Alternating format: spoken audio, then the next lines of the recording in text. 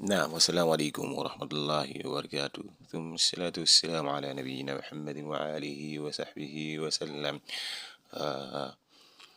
Karibu mfuatiliaji wa channel hii ya Abdallah Hudhud Salafi. Karibu katika update za nchini Saudi Arabia. Karibu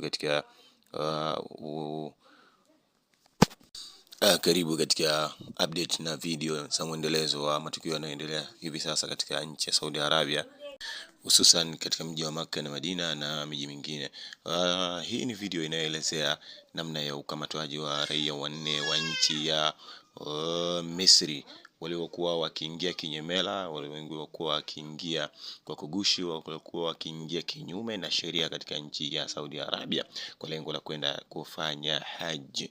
Sasa kitengo cha polisi na kushirikiana na vyombo vya ulinzi na usalama vingine kama tunavyojua, shirika la ujasusi la nchini Saudi Arabia likishirikiana na jeshi la polisi limefanikiwa kuwakamata watu wanne ambao walikuwa wakiingizwa nchini Saudi Arabia kwa lengo la kwenda kufanya haji. Na kama unavyoona katika gari hiyo ilikuwa imewabeba, mwisho wa siku ikawaficha.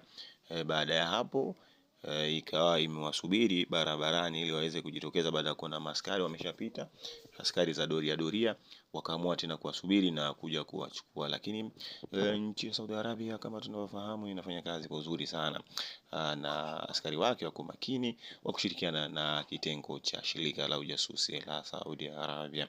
Sasa hiyo hapo ndo video ambayo inaonesha namna ya ukamataji wa watu hao, na nchi ikiwa inaendelea kufanya vizuri zaidi katika kudhibiti na kuzuia mahujaji haramu ama mahujaji wasiofuata sheria katika uingiaji wa nchi hiyo.